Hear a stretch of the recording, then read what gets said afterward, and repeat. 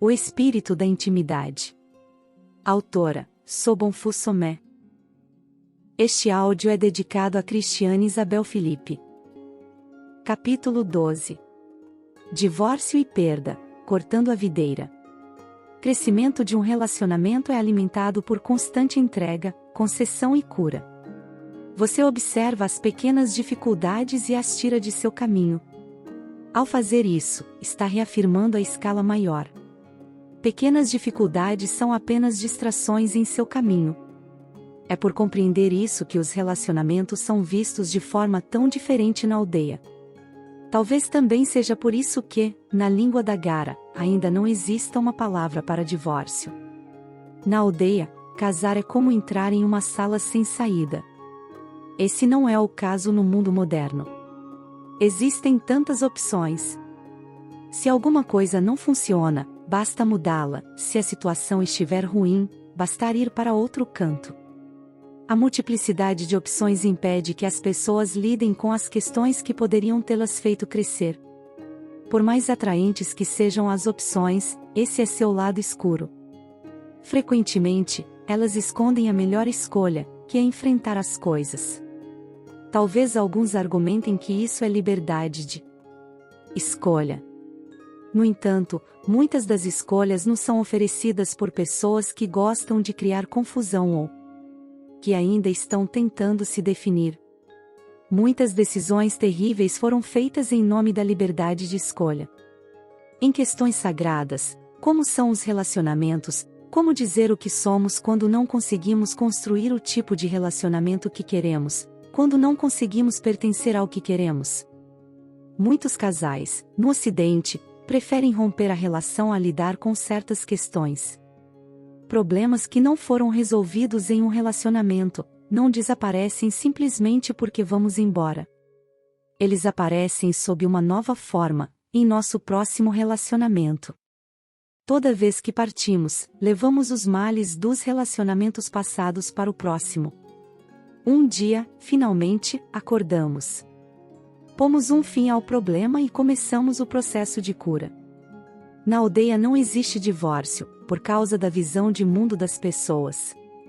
O povo de lá não consegue conceber a intimidade ou o casamento fora da espiritualidade, sem a orientação do espírito. Quando se tem uma base espiritual e o apoio de amigos e familiares, as coisas funcionam de tal forma que o casal é constantemente apoiado e estimulado. Eles têm apoio suficiente para daí extrair sua força. Não estão contando apenas com os seus parcos recursos. O divórcio é um conceito estranho na aldeia. No entanto, nas cidades da África é uma séria questão social. Os habitantes das cidades não se casam guardando a tradição ou para cumprir um propósito. Quando se casam, não pedem as bênçãos do espírito. O foco não é o bem que pode nascer desse relacionamento íntimo. Eles perderam o caminho dos ancestrais. Aldeões levam todas essas questões muito a sério. Também, o fato de os anciãos arranjarem os casamentos tira parte da pressão sobre as duas pessoas. Elas não têm de ser totalmente responsáveis pelo relacionamento, todo mundo compartilha a responsabilidade. O relacionamento tem de progredir para que a aldeia receba seus dons. Assim, toda a aldeia assume pessoalmente o sofrimento de um casal. As pessoas farão qualquer coisa dentro de sua capacidade para fazer o relacionamento funcionar. A ausência desse tipo de apoio contribui para o divórcio. Há um limite para a capacidade de duas pessoas para lidar com problemas, mesmo que estes sejam em número limitado. Muitos fatores contribuem para a frequência do divórcio no Ocidente: dinheiro, conflitos de trabalho, infidelidade, anonimato, isolamento. Esses fatores resultam da falta da bênção do espírito e do apoio da comunidade. Na aldeia, essas questões não existem.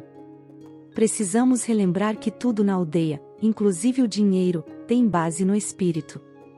O dinheiro só se torna esse gigante com o qual temos de lutar quando é tirado de seu contexto espiritual originalmente. O dinheiro se destinava para uso espiritual. Era levado a altares e posto lá, como oferenda. Não era usado como fonte de poder. Quando começamos a desconectar o dinheiro de seu significado original, nós o desconectamos do espírito. Então, começamos a usá-lo como fonte de poder, e o mesmo ocorre quanto à intimidade. Quando a desconectamos de sua base espiritual, cortamos suas raízes e ela torna-se uma coisa vaga, que flutua sem ter qualquer tipo de foco. Na ausência de espírito, o dinheiro fica associado ao meu e ao seu. Se é meu, não é seu, não pertence à comunidade e não tem nada a ver com o espírito.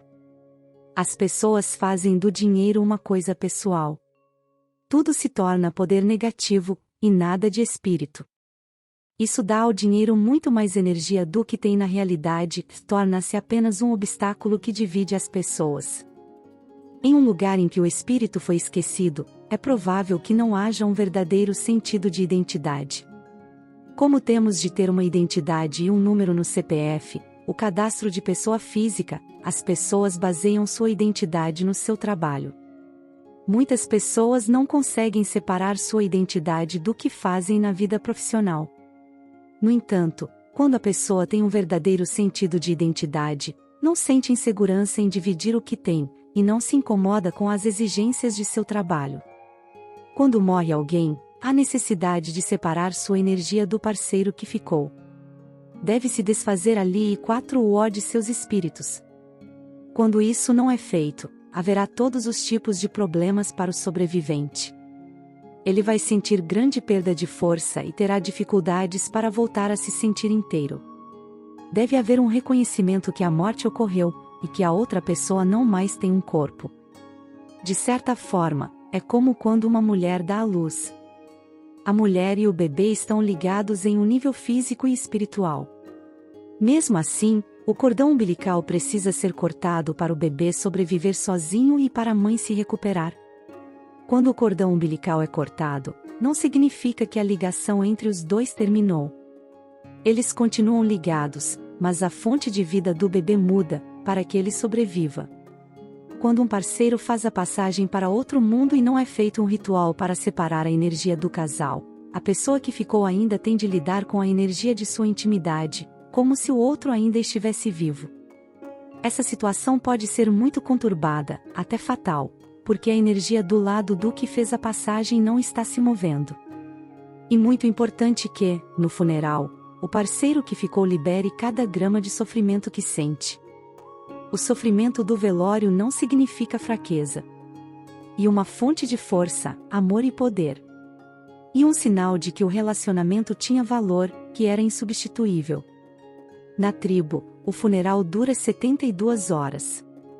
Depois, um amigo sempre leva o parceiro que ficou viúvo, assegurando-se de que esteja bem. Enquanto isso, outras pessoas limpam a casa em que o casal morava. Ela deve ser renovada. Todas as roupas e pertences do que faleceu são doados. Finalmente, é feito um ritual de retorno ao lar para que ele ficou, para restabelecê-lo. O ritual de separação pode envolver a quebra simbólica de alguma coisa, para representar o fim da conexão física entre a pessoa que morreu e a que ficou. Esta última pode contar a história de como se conheceram, como o espírito os uniu, o tipo de espírito que nasceu de seu casamento, os rituais de casamento, a história de como começou, como terminou e como se sente no momento. Os membros da comunidade, amigos e familiares também podem contar suas lembranças daquele que se foi, descrever o tipo de espírito que guiou seu relacionamento, e como era especial para eles. Então, reconhecem a separação e o fim da parte física.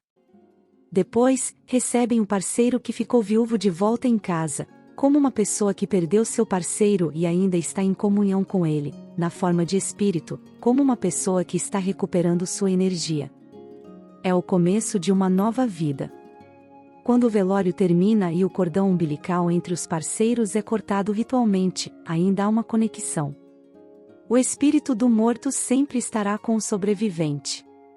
Mas estará presente de uma forma benéfica para ambos. Frequentemente, os ocidentais têm medo de deixar partir o morto. Temem que, sem a presença do corpo, não conseguirão se relacionar com a pessoa. isso aconteceria somente se não tivessem uma conexão com o ser amado no nível espiritual, antes de sua morte. A despeito de o corpo ir embora, o espírito permanece. No Ocidente, um ritual de separação pode ajudar, em caso de divórcio. Às vezes, quando as almas são unidas e comungam em um nível profundo, o casal não admite a separação de forma decisiva, e é difícil para os dois prosseguirem a vida. No contexto tribal, para simbolizar a separação de um casal pela morte, usamos uma videira meio morta. Um galho em que metade das folhas ainda está verde e a outra metade está seca. Em seu ponto de encontro, a videira será cortada. Esse procedimento também pode ser feito no Ocidente. No caso de divórcio, poder-se-ia usar uma videira inteiramente viva e cortada ao melo, a videira toda verde, porque ambos ainda vivem.